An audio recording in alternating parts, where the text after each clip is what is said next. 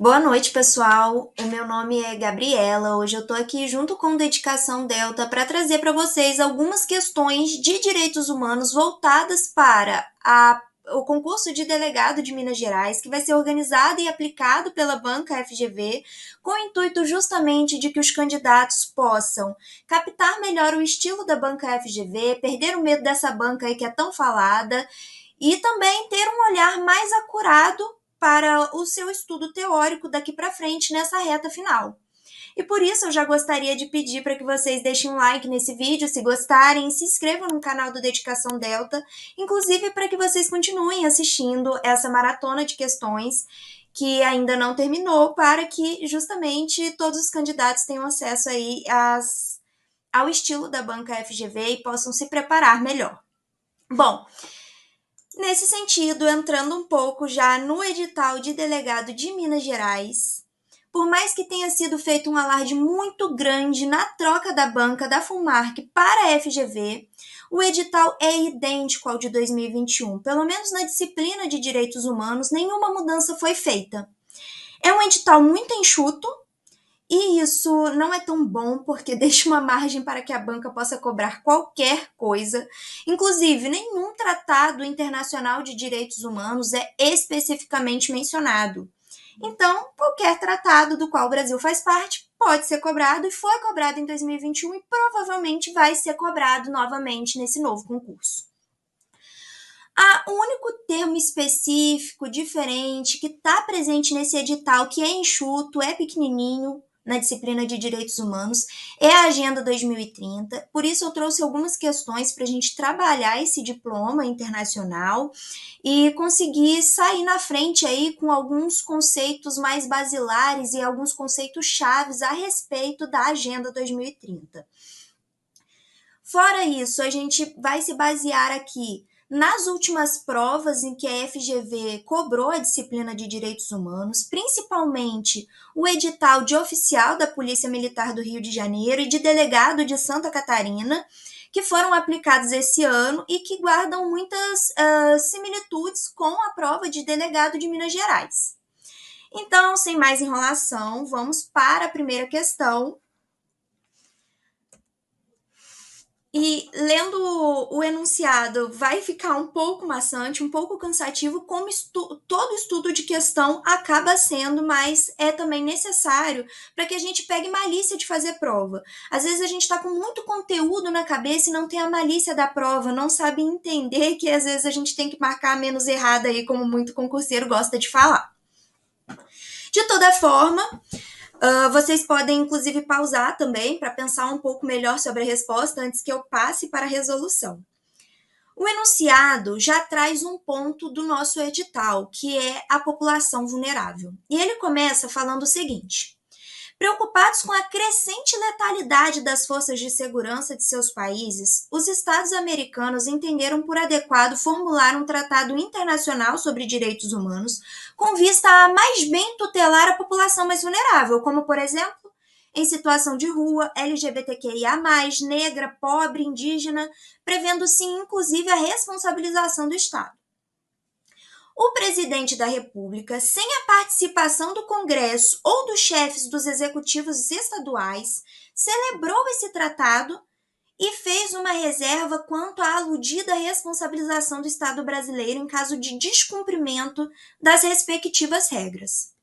À luz da sistemática constitucional das regras de formulação de tratados, a conduta presidencial foi. E aqui é para a gente analisar se essa conduta foi adequada ou não. Se esse tratado que foi celebrado realmente está nos obrigando no plano internacional e interno. Então, o ponto do edital aqui cobrado é justamente a Constituição da República e os tratados internacionais de proteção de direitos humanos. Como eu disse, é um edital enxuto e isso abre margem para que qualquer coisa seja cobrada. Especificamente, o procedimento de internalização de direitos dos tratados de direitos humanos no Brasil é um tema extremamente recorrente, muito cobrado, mas, por outro lado, também fácil de entender, fácil da gente internalizar. Então, essa questão traz como alternativa correta a letra B.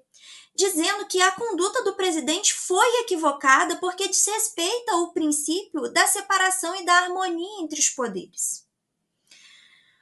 Quando eu me deparei com essa questão pela primeira vez, eu tive uma dificuldade inicial, inclusive porque não prestei atenção na palavra que agora eu destaquei, que é celebrou.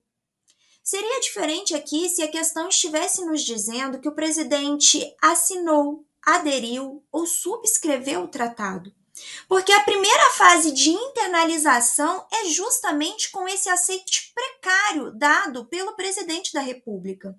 Então, é o presidente da República que assina ou subscreve um tratado do qual ele participou da negociação ou que adere a um tratado que ele concorda.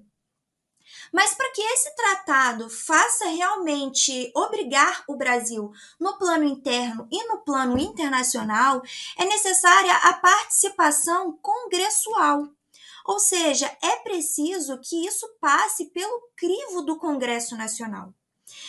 E através de um decreto legislativo é que o Congresso dá esse aceite ao tratado, ratifica melhor dizendo, concorda com a assinatura dada pelo presidente da República.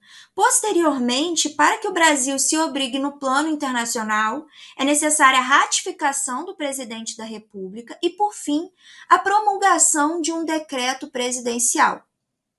Então, nós temos algumas fases para que esse tratado passe a valer.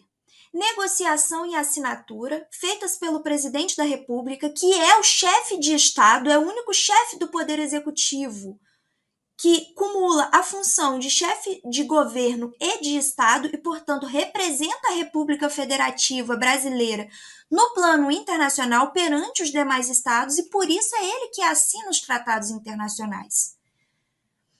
Em seguida, isso passa por um aceite da população, que é representada pelo Congresso Nacional, por meio de um decreto legislativo. Por fim, ele é ratificado pelo presidente da República, que deposita esse tratado internacional no órgão internacional com competência para tanto, e promulga um decreto presidencial.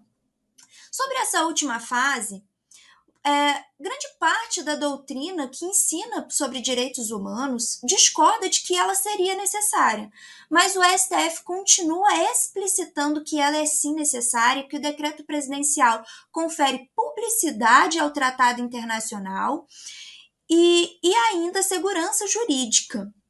O fundamento dessas fases de internalização é a Constituição Federal, que vai explicitar que é uma competência privativa do presidente celebrar tratados e ainda que é competência exclusiva do Congresso resolver definitivamente sobre esses tratados quando eles acarretarem encargos gravosos ao patrimônio nacional. Quando a gente está falando de direitos humanos, por óbvio, isso vai trazer algum tipo de encargo patrimonial. Tanto porque, quando já houve a violação de direitos humanos, é necessário que se faça uma indenização, inclusive com o tratamento psicológico da vítima ou dos familiares da vítima, quanto porque, para a prevenção de futuras violações de direitos humanos, também é necessária a implementação de determinadas medidas que vão ser gravosas ao patrimônio nacional. Por fim, eu destaquei aí um entendimento recente do STF no sentido de que, se para que a gente se obrigue a um tratado internacional é necessário a conjugação da vontade do presidente e a do poder legislativo, para nos desobrigarmos é necessário também a manifestação de ambos os poderes, aí por um princípio de paralelismo das formas e de simetria. Nesse sentido, então, para que o presidente da República denuncie um tratado internacional, ou seja, se retire dele, é preciso que o Congresso se manifeste. As fases de internalização trabalhadas nessa questão são chamadas de teoria da junção das vontades ou teoria dos atos complexos, justamente porque, para que esse tratado passe a ser considerado uma norma supralegal ou uma emenda constitucional, como são vistos os tratados de direitos humanos na nossa ordem interna, é preciso tanto a conjugação da vontade do presidente quanto do Congresso. Bom, em relação às demais alternativas, eu destaquei em vermelho os principais termos que as tornam incorreta. E em relação à letra A, ela diz que o Estado não poderia mitigar sua soberania. Isso vai de encontro, é contrário a todo ensinamento de direitos humanos que gira muito em torno da mitigação da soberania. Inclusive, fazendo um paralelo com o direito constitucional, a gente lembra do poder constituinte supranacional, que é justamente a ideia de formar um conjunto de nações que implementem a parte da teoria atinente ao pós-positivismo, ou seja, a união do direito e da ética. Sempre fazendo um paralelo com a história e evitando os horrores do nazismo e combatidos pela Segunda Guerra Mundial. Em relação à letra C, aqui se está dizendo que o assunto segurança pública é exclusivo do Poder Executivo, mas a questão não trabalha especificamente a segurança pública e sim direitos humanos, então a gente não está falando de competências legislativas ou administrativas dos entes federativos. E, por fim, é necessário lembrar que não há possibilidade de participação dos poderes executivos estaduais, justamente porque é a União que representa a República Federativa do Brasil. E é o presidente da República que tem a função de chefe de Estado. Inclusive, a maior parte dos tratados internacionais conta com a chamada cláusula federal, de maneira que os estados se obrigam perante a ordem internacional de fazer valer aqueles tratados dentro de todo o seu território, independentemente da competência legislativa ou administrativa prevista na ordem interna. Bom, então, exaurida essa questão, passamos para a próxima. A questão 2 traz o seguinte, também de oficial da Polícia Militar do Rio de Janeiro, tem o seguinte enunciado: alarmada com os resultados das mudanças climáticas em diversos lugares do mundo, a ONU produziu um Tratado Internacional de Direitos Humanos de abrangência global, obrigatório para seus aderentes e destinado a impor aos Estados-partes uma série de condutas de ordem preventiva e repressiva, visando a proteção das pessoas em caso de calamidade ambiental. Apesar da existência desse documento, o Brasil não havia ainda feito a sua adesão, quando ocorreram somatórios de fatores humanos e não humanos que culminaram nas cheias dos rios e alagamentos de inúmeras cidades de determinado ente federativo. Assim, com os olhos no que foi positivado na Constituição, é correto afirmar que, bom, aqui, novamente, nós vamos tratar do trâmite de internalização do Tratado Internacional e a alternativa correta vai dizer que, no trâmite de internalização do Tratado Internacional, na fase atinente ao Parlamento, para ter status constitucional, a aprovação deve guardar absoluta similitude à exigência de aprovação de emenda constitucional. Aqui nós estamos tratando da teoria do duplo estatuto, que foi capitaneada pelo Supremo Tribunal Federal e inclusive cobrada em 2021. É um tema recorrente aí nas provas. Isso porque o parágrafo 3º do artigo 5º da nossa Constituição foi adicionado por emenda e passou a prever que, se os tratados e convenções internacionais de direitos humanos forem aprovados em 2 turnos por 3/5 dos votos, eles serão equivalentes a emendas constitucionais. Assim, quando a gente estuda a fase de internalização, a gente vê que a segunda fase é a aprovação congressual por meio de um decreto legislativo. E o STF construiu a tese de que, se aprovado pela maioria relativa, equiparada àquela necessária para a promulgação de uma lei ordinária, esse tratado internacional vai ter um status de norma supralegal, portanto, acima das leis nacionais, mas abaixo da Constituição Federal. Por outro lado, se aprovado pelo quórum especial previsto no parágrafo 3º, aí sim esse tratado vai ser equiparado a uma norma constitucional e, portanto, vai servir inclusive de parâmetro para o controle de constitucionalidade. A isso a doutrina chama de bloco de constitucionalidade restrito. Isso porque grande parte da doutrina internacional já explicava que todos os tratados internacionais de direitos humanos eram materialmente constitucionais. Inclusive porque o parágrafo 2º do artigo 5º traz essa abertura ao prever que a Constituição Federal tem princípios e direitos previstos expressamente, mas que isso não exclui outros que ela venha a adotar por meio de tratados. Entretanto, a gente não pode falar que esse parágrafo 3º foi um retrocesso, porque essa tese apresentada pela doutrina nunca foi adotada pelo STF.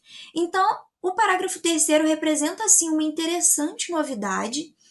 Inclusive, a teoria do duplo estatuto adveio justamente quando se obstou a prisão civil de depositário infiel em todas as suas modalidades, já que, embora o tratado internacional, a Convenção Americana de Direitos Humanos não tenha o status de emenda constitucional, ela tem o status de norma supralegal, de maneira que fica inviável que as leis nacionais regulamentem a prisão do depositário infiel. E é por isso que não é possível essa modalidade de prisão civil, porque não é possível a regulamentação do que está na Constituição Federal. Então, o que a gente tem aqui não é um tratado internacional de direitos humanos se sobrepondo à Constituição Federal, mas a impossibilidade de sua regulamentação em razão do que prevê a ordem constitucional e do que o Brasil se obrigou perante os demais estados que integram a Convenção Americana de Direitos Humanos. Nesse sentido, as demais alternativas estão erradas também pelos fragmentos em vermelhos aí deixados. Então, a alternativa A diz que o Brasil se obriga automaticamente, o que está incorreto porque tem todas as fases já previstas e já conversadas aqui. A letra C diz que o presidente da República tem autorização para delegar ao governador, o que também seria impossível porque os tratados internacionais se regem por uma cláusula federal. É preciso que todo o território internacional se obrigue perante a ordem internacional. E a letra D fala em lei ordinária, mas aqui nós estamos trabalhando justamente a teoria do duplo estatuto e os tratados internacionais de direitos humanos, quando internalizados, só podem valer como normas supralegais ou com status de emenda constitucional. Sigamos, então, para as próximas questões. Aqui, a gente já entra um pouco na Agenda 2030, que é um diploma internacional que teve como embrião as tão faladas ECO 92 e a Rio+20, de maneira que as pautas aí previstas já estavam sendo conversadas muito antes, e a Agenda 2030 adveio no ano de 2015 com principalmente 3 pautas: economia, plano social e o meio ambiente. E sabendo disso, já é possível matar diversas questões. Então, aqui nós temos 17 Objetivos de Desenvolvimento Sustentáveis, são chamados ODS, que substituem os ODMs, que eram os Objetivos de Desenvolvimento do Milênio previstos na Rio+20. Dessa maneira, todos os 17 objetivos vão ser desdobramentos dessa tríplice visão que a Agenda 2030 traz. Então, erradicação da pobreza, fome zero, a boa saúde, o bem-estar, a educação de qualidade, igualdade de gênero, enfim, há outros mais ligados ao meio ambiente, como energia limpa, todos eles vão sempre estar atinentes a esse tríplice pilar previsto pela Agenda 2030, que é econômico, social e ambiental. Bom, em relação ainda à Agenda 2030, é importante que a gente introduza o tema já dizendo que se trata de um diploma de soft law. Ou seja, não é um tratado e não é uma convenção. De maneira que ela não dispõe de mecanismos de controle aptos a coagir os estados a cumprirem a Agenda 2030. O que ela traz são diretrizes. Isso já nos ajuda a matar diversas questões que vão questionar se ela tem a natureza de um tratado ou não. Então, na verdade, ela é uma agenda e ela vai ter essa natureza similar à das declarações, que são comumente mais vistas no estudo direcionado para delegado. Nesse sentido, a nossa questão vai trazer algumas assertivas em relação à Agenda 2030. A assertiva de número 1 vai dizer que é um plano abrangente cujo objetivo prioritário é o crescimento econômico de cada país por meio de concessão de benefícios fiscais às empresas nele situadas. A alternativa de número 2 vai dizer que tem natureza de soft law em nosso ordenamento jurídico, e a de número 3 que a execução de metas estabelecidas depende de cada Estado, que pode atuar de acordo com as prioridades nacionais, estimulando-se parcerias e projetos de cooperação. Aqui nós temos como gabarito a letra D, que aponta que as alternativas 2 e 3 estão corretas. A alternativa 1 está incorreta justamente porque estabelece que o objetivo prioritário é o crescimento econômico, sendo que aqui, em verdade, nós temos um tríplice pilar, que é voltado também para a economia, mas para questões sociais e de meio ambiente. E a concessão de benefícios fiscais certamente não está prevista nesse contexto que visa o desenvolvimento sustentável dos países, aliás, que participaram das reuniões que culminaram na Agenda 2030. Tem natureza de soft law, o que significa que não há mecanismos que obriguem os estados a cumprirem os objetivos previstos de desenvolvimento sustentável. E, por fim, que as metas dependem de cada estado.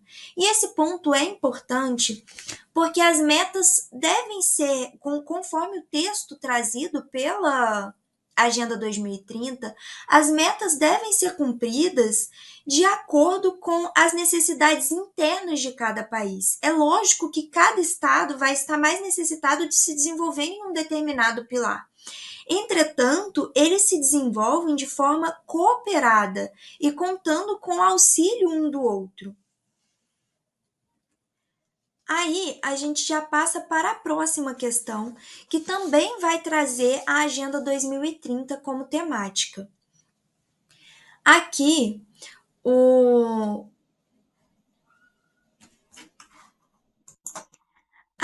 o texto da questão vai dizer que a Agenda 2030 para o Desenvolvimento Sustentável da ONU, que possui metas importantes a serem cumpridas, conta com a participação e o engajamento do Poder Judiciário brasileiro.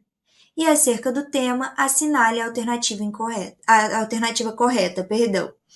Bom, aqui a letra E é a alternativa correta e vai dizer que a Agenda 2030 é composta por objetivos e metas de desenvolvimento sustentável e que se trata de um típico diploma soft law, no qual há o dever de proteger direitos humanos em paralelo ao desenvolvimento sustentável. As outras alternativas vão ter como plano de fundo justamente essas questões mais faladas acerca da Agenda 2030. Então, a leitura da Agenda 2030 é obrigatória para o edital de delegado Minas Gerais? Sim, porque ela está específica no edital, a chance de cobrança é muito grande. Mas com as resoluções trazidas por essas duas questões já é a grande chance de matar diversas outras questões com as mesmas temáticas. Então, a letra A diz que a Agenda 2030 tem como principal objetivo o desenvolvimento de projetos com proteção ambiental.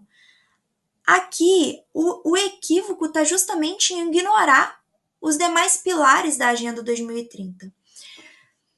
Na letra B, vai ser dito que as metas devem ser cumpridas de acordo com as prioridades internacionais, quando na verdade a agenda nos traz que as prioridades devem ser específicas de cada nação.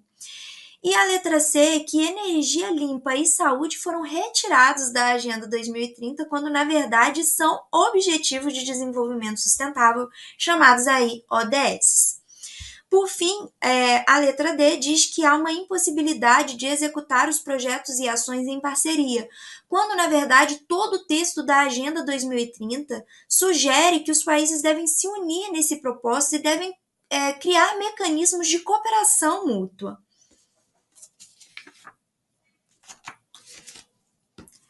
Vamos então avançando para as próximas questões e aí sanando esse tema finalmente de Agenda 2030, que não é um tema muito palatável para os concurseiros de delegado de polícia, mas nesse caso necessário para conquistar a aprovação de delegado Minas Gerais. A questão número 5 vai trazer um pouco da estrutura dos sistemas de proteção de direitos humanos. O edital é específico também nesse ponto por ele trazido, porque ele traz sistema global ligado à ONU e sistema regional americano. Então, ele não traz a cobrança dos sistemas regionais africano e europeu, que geralmente são cobrados. Isso é bom, ajuda a enxugar um pouco o estudo nessa reta final, mas é preciso também que a gente mantenha em mente que o sistema interamericano de proteção de direitos humanos é extremamente cobrado em todas as provas de direitos humanos. Cai muito, a cobrança é massiva. Então vamos lá ler o textinho que vai nos dar o comando da questão. A Comissão Interamericana de Direitos Humanos recebeu uma petição individual subscrita por um brasileiro, na qual se apontavam graves violações a direitos humanos no ambiente do sistema prisional do Estado XX. Na aludida missiva, foram destacados, com respectivas evidências preliminares, a ocorrência rotineira e deliberada de submissão de pessoas presas a tratamento desumano e degradante, como também a exposição dos servidores públicos responsáveis pelo trato direto com os presos a um ambiente absolutamente inseguro e sem higiene. Frente a tal quadro, no que se refere ao sistema interamericano de tutela dos direitos humanos, é correto afirmar que, bom, já passando para a resolução da questão, a alternativa correta diz respeito ao processamento de petições individuais no Sistema Interamericano de Proteção dos Direitos Humanos e estabelece que a petição com uma denúncia de violação a direitos humanos pode ser feita por uma pessoa, mas que são exigidos o esgotamento dos recursos da jurisdição interna e são necessários o nome, a nacionalidade, a profissão, o domicílio e a assinatura do peticionante, ou seja, a sua qualificação. Um dos pontos mais destacados em questões que tratam sobre os mecanismos de proteção de direitos humanos no âmbito de diversos tratados é justamente que não se aceita denúncias apócrifas, denúncias anônimas, e é sempre necessária a identificação do peticionante. E aqui também é importante a gente destacar que a gente está falando da Comissão Interamericana de Direitos Humanos, que é justamente o órgão que tem a atribuição para receber denúncia de pessoas, grupos de pessoas, ONGs, diferentemente do que ocorre na Corte Internacional de Direitos Humanos, que tem também uma função consultiva, ou seja, a função consultiva é atinente tanto à comissão quanto à corte, mas a corte, em específico, tem essa função judicante. É legal a gente gravar que é mais difícil chegar até ela. Para chegar à corte, só a comissão ou os estados.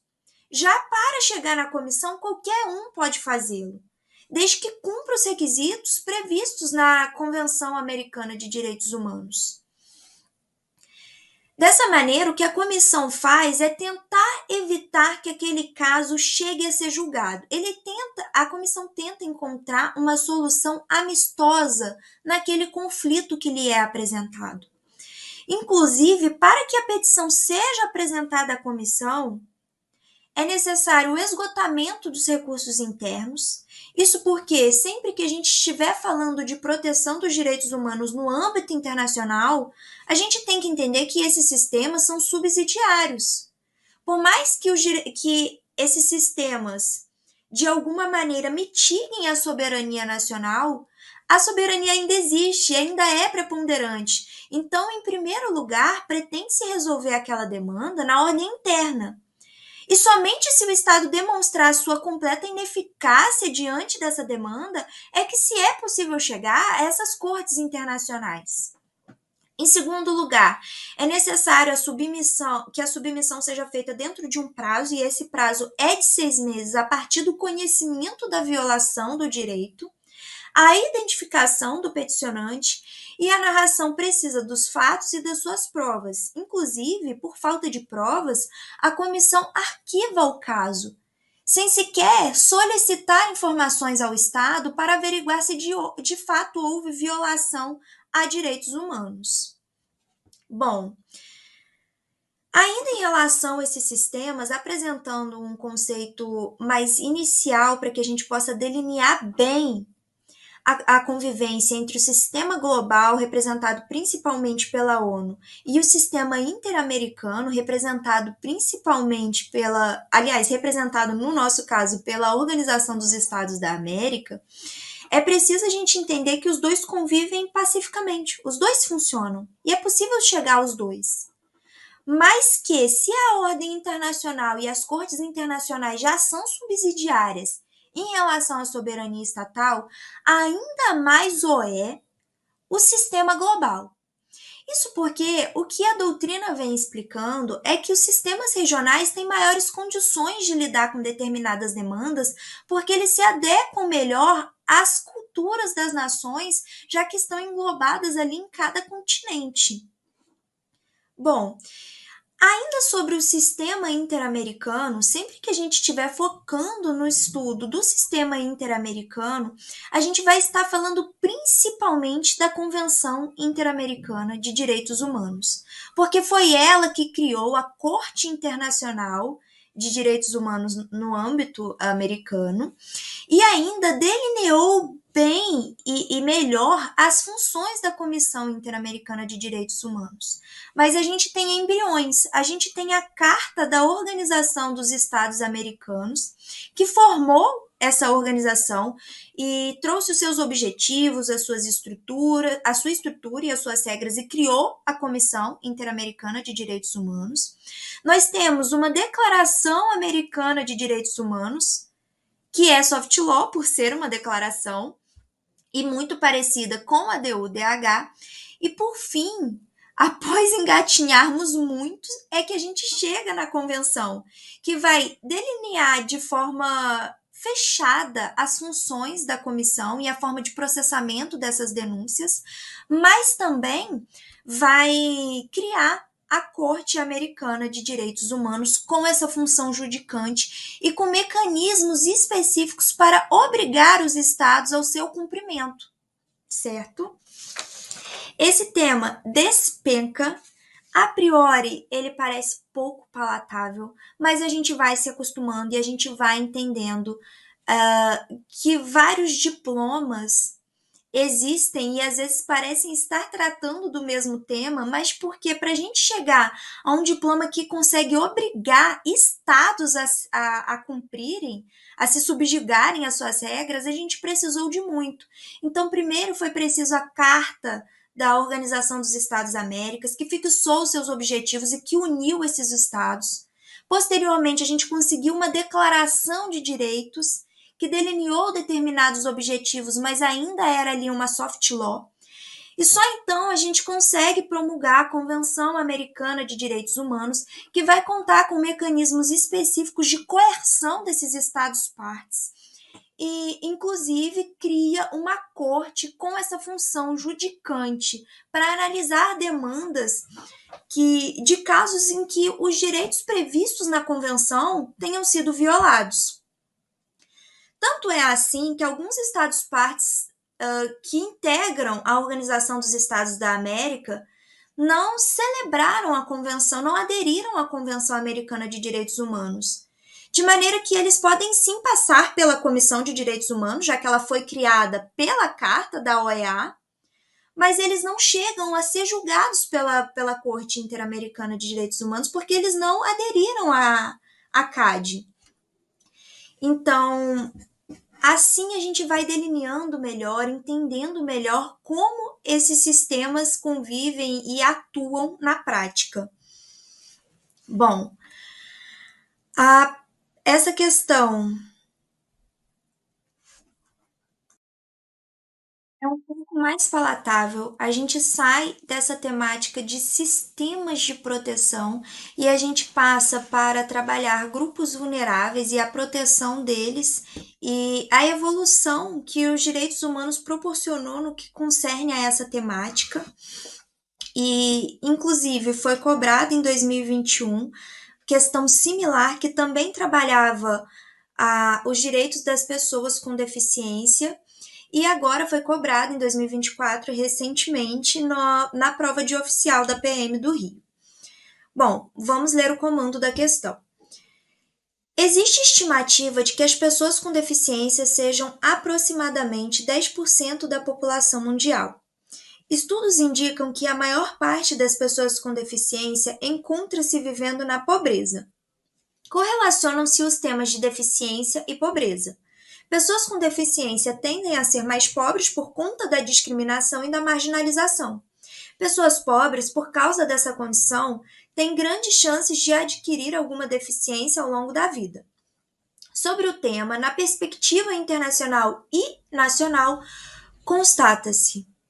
Bom, a alternativa correta é a letra A, que diz o seguinte: a presença da dupla perspectiva da proteção de direitos humanos na Convenção sobre os Direitos das Pessoas com Deficiência, na medida em que, por um lado, reprime a discriminação e, por outro, promove a igualdade.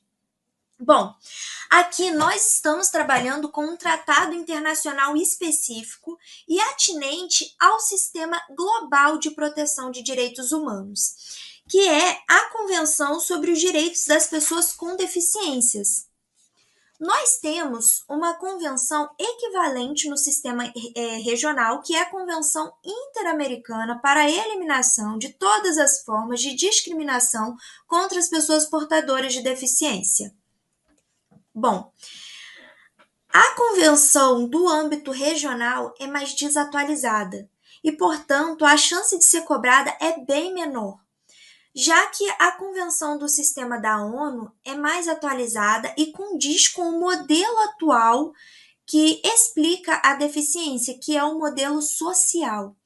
Inclusive, a gente volta nas demais alternativas para explicar esses modelos. A letra B fala que estamos no atual momento assistencialista e que as deficiências são vistas, que os deficientes são vistos como doentes a serem curados. A letra C diz que a deficiência tem um conceito estanque e encerrado e que se utiliza da perspectiva médica ou biológica. E ainda a letra D diz que as obrigações concernentes ao tratado são facultativas ao setor privado. E, por fim, a letra E diz que, mesmo que mais protetivas sejam as leis brasileiras, deve-se aplicar o tratado. Bom, as demais alternativas estão completamente equivocadas. Quando a gente está falando de deficiência, de pessoas com deficiência, conhecido pela sigla PCD, a gente está adotando o modelo social, de maneira que a gente deixa de entender a pessoa com deficiência como alguém que precisa de ajuda e de assistência, abandona-se esse conceito médico e passa para esse modelo social para se explicar que a deficiência é um impedimento de longo prazo que obsta a autonomia ou o exercício de direito em igualdade com as demais pessoas em razão da existência de barreiras na nossa sociedade. Ou seja, a deficiência jamais seria um problema se a sociedade não tivesse barreiras, se a sociedade não excluísse essas pessoas.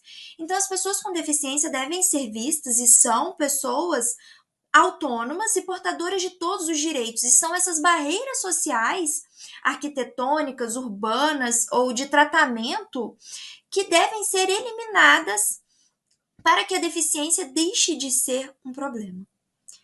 E é nesse sentido, inclusive, que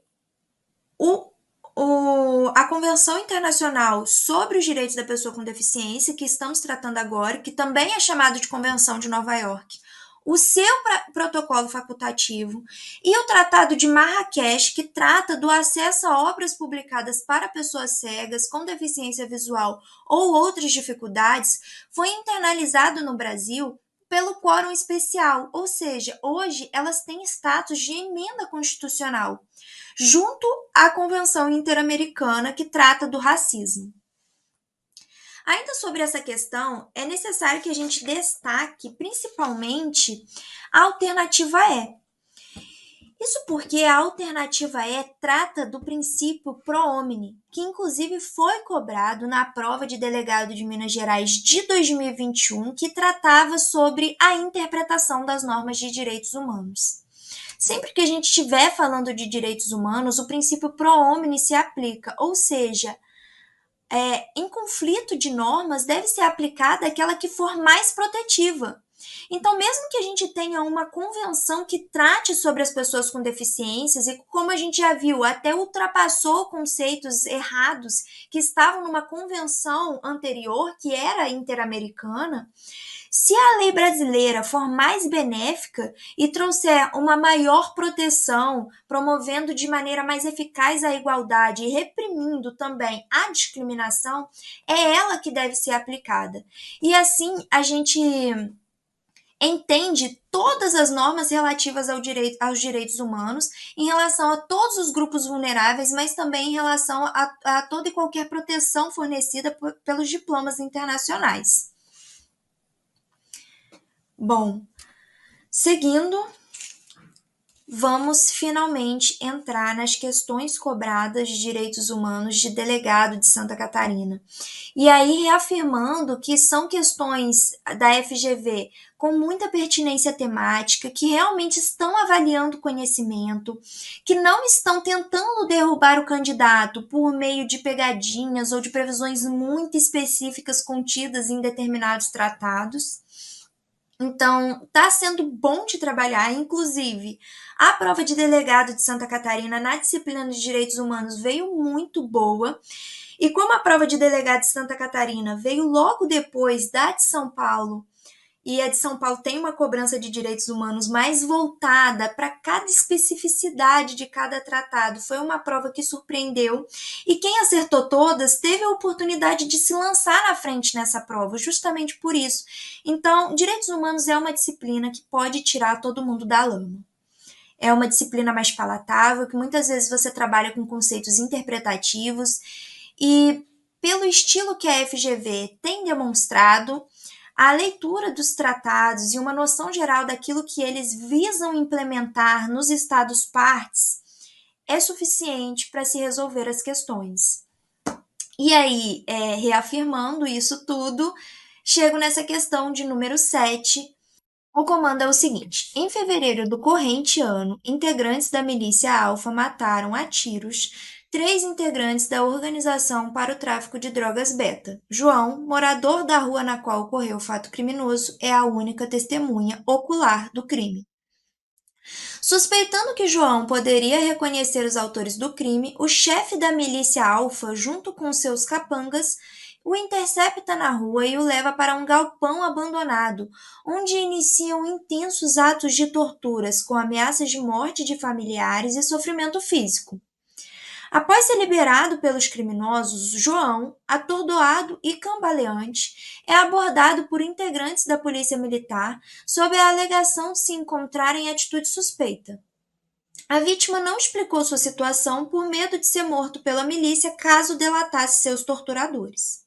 Os policiais militares, então, iniciaram um interrogatório subreptício dentro da viatura da corporação em uma escala de agressividade e intenso sofrimento que culminou em atos de abuso de autoridade, uso de algemas, ameaças de prisão e de morte. Nesse contexto, exclusivamente com base na Convenção contra a Tortura e outros tratamentos ou penas cruéis, desumanos ou degradantes, é possível afirmar quanto ao sofrimento de João que, bom, o comando da questão é importantíssimo e quando eu percebi isso, virou uma chavinha dentro da minha mente que me ajudou a aumentar muito o meu número de acerto em concurso público. Isso porque o comando das questões geralmente traz assim, com base no entendimento do Superior Tribunal de Justiça, com base na lei, com base no Código de Processo Penal. E isso nos indica se a resposta vai ser a letra fria da lei, a jurisprudência, um ensinamento doutrinário, justamente nos ajuda nos casos em que há divergência. E aqui nesse caso não é diferente, porque o comando da questão diz exclusivamente com base na convenção. E é importante porque se fosse com base na lei de tortura brasileira, a resposta seria completamente diferente. Então aqui nós obtemos como resposta a alternativa C, que estabelece que a milícia alfa não praticou tortura e os policiais militares praticaram tortura. Isso porque quando a gente está falando de tortura, a gente está falando do crime jabuticaba do Brasil, que é diferente de todos os demais previstos nos outros países.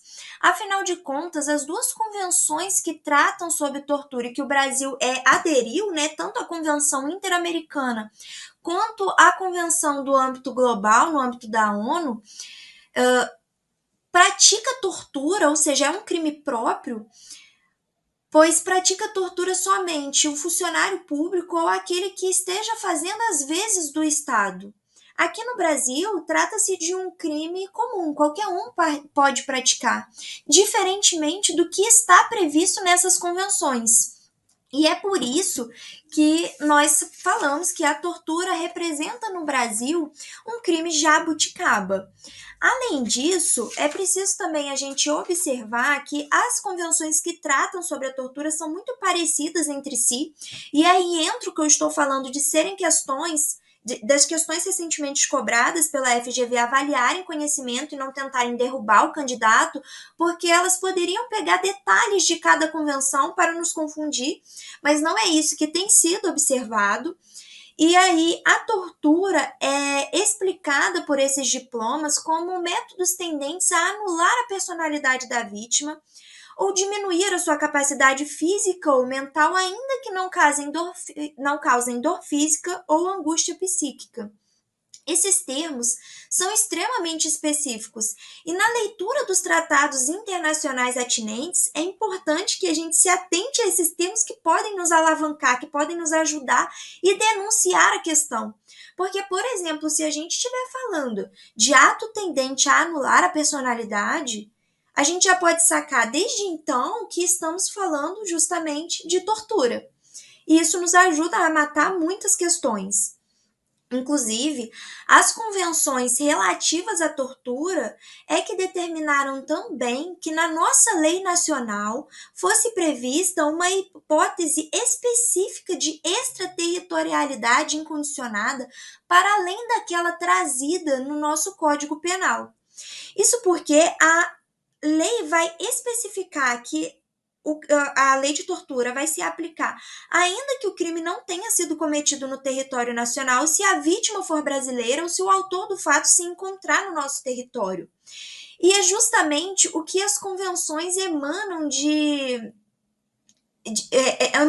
ordem para os estados, que eles criminalizem essas condutas e que eles processem os crimes se o suspeito for nacional, se a vítima for nacional ou se os atos forem cometidos no âmbito de suas jurisdições. Então, o estudo de direitos humanos pode auxiliar, inclusive, na resolução de questões de outras matérias e que os candidatos costumam achar mais palatáveis por estarem ligadas ao direito criminal e ao direito processual penal. Bom, vamos dar continuidade e passar para mais uma questão, agora ainda de delegado de Santa Catarina, e ainda falando de um tratado internacional específico. Então, novamente, ressaltando que o edital de delegado de Minas Gerais não traz nenhum diploma específico, a não ser a Agenda 2030, mas traz um tópico amplo e aberto que abre margem para que qualquer tratado seja cobrado. E dando uma olhada nas questões da FGV, a gente percebe que ela repete bastante, ela tem temas favoritos e que são temas bons, que avaliam bastante a gente e que são interessantes de saber. Não é como se a gente estivesse sendo cobrado para a gente a origem do Código de Processo Penal, como alguns lugares cobram. Então, o comando da questão diz o seguinte: Simone, mulher de 32 anos, moradora de Florianópolis, recebe proposta de sua vizinha Jussara para trabalhar como dançarina e garçonete em casa de eventos noturnos nos Estados Unidos da América. A proposta incluía também a ida de sua filha Juliane, de 13 anos, para fins de estudo no país, bem como o financiamento de toda a estrutura de que necessitariam, como passagens aéreas, casa, comida, estudo e seguro-saúde. Ao chegarem no país norte-americano, Simone foi levada ao estabelecimento no qual trabalharia, se revelando o esquema criminoso de exploração sexual e trabalho forçado, ficando a sua liberdade restrita ao espaço da casa de shows. Juliane, por sua vez, a filha de Simone, que foi junto com ela, foi levada para morar em uma casa de família, gozando de ampla liberdade, sendo matriculada em uma escola americana privada, que era inclusive uma oportunidade única para a jovem com parcos recursos financeiros. Considerando que mulheres correspondem 96,36% das vítimas de tráfico internacional de pessoas, segundo dados do Conselho Nacional de Justiça, assinale a alternativa correta sobre o caso apresentado com base no Protocolo de Prevenção, Supressão e Punição do Tráfico de Pessoas, especialmente mulheres e crianças. Bom, aqui na questão, a gente tem que o tráfico de pessoas ocorreu tanto em relação a Simone quanto em relação a Juliane. E aqui uma leitura simples do protocolo nos traria essa resposta. Isso porque o protocolo expressamente dispõe que não basta o consentimento da vítima para descaracterizar o tráfico de pessoas se, número 1, o tráfico de pessoas foi praticado com fraude e engano, que é o caso de Simone. E número 2, se estivermos tratando de criança, que é o caso de Juliane. Pois na ordem internacional, quando a gente está falando de sistemas de controle de direitos humanos, não há a diferenciação de criança e adolescente que a gente tem no ECA.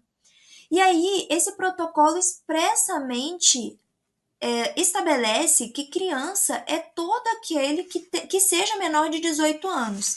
Bom, então aqui eu trouxe inclusive o texto seco da lei que vai dizer que a expressão tráfico de pessoas significa recrutamento, transporte, transferência, alojamento, acolhimento de pessoas, recorrendo, e aí a gente vem os instrumentos: ameaça, força, coação, rapto, fraude, engano, situação de vulnerabilidade ou a entrega de pagamentos para obter o consentimento de pessoa que tem autoridade sobre outra.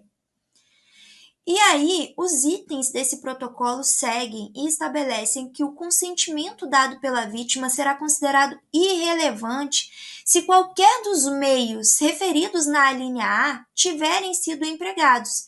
E no caso da questão, a gente tem o engano, a fraude, a falsa promessa de trabalho digno no que se refere a Simone. Já no que se refere a Juliane, a gente tem a linha C, que diz que o recrutamento, o transporte, a transferência, o alojamento de uma criança para fim de exploração é sempre considerado tráfico de pessoas, ainda que não envolva nenhum dos meios referidos na linha A, ainda que não haja fraude, engano, violência. E esse é o caso da filha, porque a linha D continua e explica que o termo criança significa qualquer pessoa com idade inferior a 18 anos. E assim a gente resolve também essa questão que foi cobrada na prova de delegado de Santa Catarina pela FGV em janeiro desse ano. Bom, então a gente fica por aqui com as questões de direitos humanos voltadas para a prova de delegado de Minas Gerais, que já se aproxima.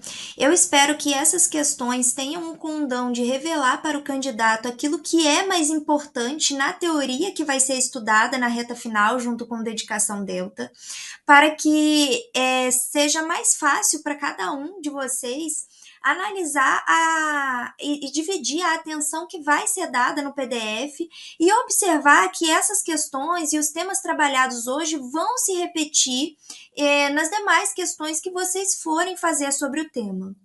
Direitos humanos não é a matéria favorita dos concurseiros de delegado. Nunca foi a minha também. Eu demorei muito a aprender a gostar de direitos humanos e entender o potencial que ela tinha para mim, que era de tornar as demais leis esparsas, que são muito cobradas, mais palatáveis, entender o sentido delas e perceber que por trás havia um sistema global e regional de direitos humanos que estava convergindo num determinado sentido para que um determinado tema fosse tratado de uma melhor forma. E também, em relação a esses assuntos, foi uma virada de chave perceber o que era cobrado nas questões e voltar para o PDF, porque automaticamente o meu cérebro foi aprendendo a dar mais valor para determinados trechos que eram trazidos e gravar melhor o conteúdo. Então eu espero de todo o coração que tenha ajudado. Vou ressaltar mais uma vez o like se gostaram e a inscrição no canal do Dedicação Delta, porque a maratona de questões continua portanto, continua esse auxílio aí para entendermos melhor a banca FGV e parar de termos medo dessa banca.